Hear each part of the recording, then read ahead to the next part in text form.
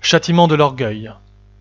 En ces temps merveilleux où la théologie fleurit avec le plus de sève et d'énergie, on raconte qu'un jour un docteur des plus grands, après avoir forcé les cœurs indifférents, les avoir remués dans leur profondeur noire, après avoir franchi vers les célestes gloires, des chemins singuliers à lui-même inconnus, où les purs esprits seuls peut-être étaient venus, comme un homme monté trop haut, pris de panique, s'écria, transporté d'un orgueil satanique, « Jésus, petit Jésus, je t'ai poussé bien haut !»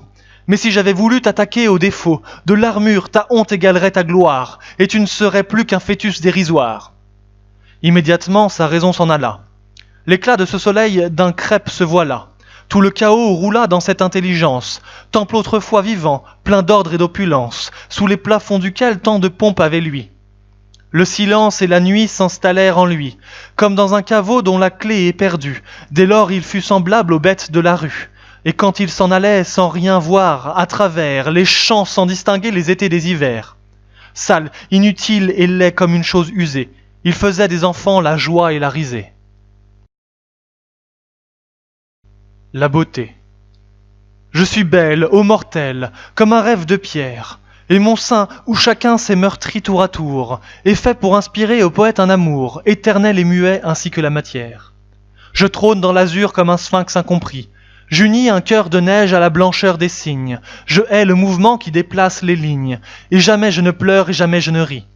Les poètes, devant mes grandes attitudes, que j'ai l'air d'emprunter aux plus fiers monuments, consumeront leurs jours en d'austères études, car j'ai pour fasciner ces dociles amants, de purs miroirs qui font toutes choses plus belles, mes yeux, mes larges yeux aux clartés éternelles.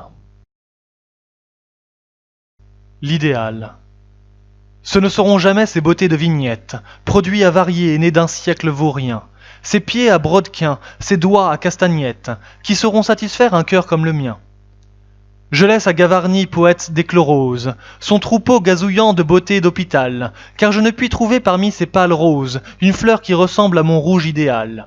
Ce qu'il faut à ce cœur profond comme un abîme, c'est vous, Lady Macbeth, âme puissante au crime, rêve d'Échille éclos au climat des autans. Ou bien toi, grande nuit, fille de Michel-Ange, qui tord paisiblement dans une pose étrange, tes appâts façonnés aux bouches des titans. La géante. Du temps que la nature, en sa verve puissante, concevait chaque jour des enfants monstrueux, j'eusse aimé vivre auprès d'une jeune géante, comme au pied d'une reine un chat voluptueux. J'eusse aimé voir son cœur fleurir avec son âme, et grandir librement dans ses terribles jeux, deviner si son cœur couvre une sombre flamme, aux humides brouillards qui nagent dans ses yeux. Parcourir à loisir ses magnifiques formes, ramper sur le versant de ses genoux énormes, et parfois en été, quand les soleils malsains, las, la font s'étendre à travers la campagne, dormir nonchalamment à l'ombre de ses seins, comme un hameau paisible au pied d'une montagne. Le masque, statue allégorique dans le goût de la Renaissance, à Ernest Christophe, statuaire. Contemplons ce trésor de grâce florentine. Dans l'ondulation de ce corps musculeux, l'élégance et la force abondent, sœur divine, cette femme morceau vraiment miraculeux. Divinement robuste, adorablement mince, et faite pour trôner sur des lits somptueux, et charmer les loisirs d'un pontife ou d'un prince.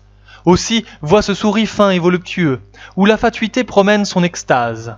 Ce long regard sournois, langoureux et moqueur, ce visage mignard tout encadré de gaze, dont chaque trait nous dit avec un air vainqueur « La volupté m'appelle et l'amour me couronne ». À cet être doué de tant de majesté, vois quel charme excitant la gentillesse donne. Approchons et tournons autour de sa beauté. Au blasphème de l'art, aux surprises fatales, la femme au corps divin promettant le bonheur, par le haut se termine en monstre bicéphale. Mais non, ce n'est qu'un masque, un décor suborneur, ce visage éclairé d'une exquise grimace. Et regarde, voici crispé atrocement, la véritable tête et la sincère face, renversée à l'abri de la face qui ment. Pauvre grande beauté, le magnifique fleuve, de tes pleurs aboutis dans mon cœur soucieux, ton mensonge m'enivre et mon âme s'abreuve, au flot que la douleur fait jaillir de tes yeux. Mais pourquoi pleure-t-elle, elle, beauté parfaite, qui mettrait à ses pieds le genre humain vaincu, quel mal mystérieux ronge son flanc d'athlète? Elle pleure insensée parce qu'elle a vécu. Et parce qu'elle vit, mais ce qu'elle déplore, surtout ce qui la fait frémir jusqu'aux genoux, c'est que demain, hélas, il faudra vivre encore. Demain, après-demain et toujours comme nous.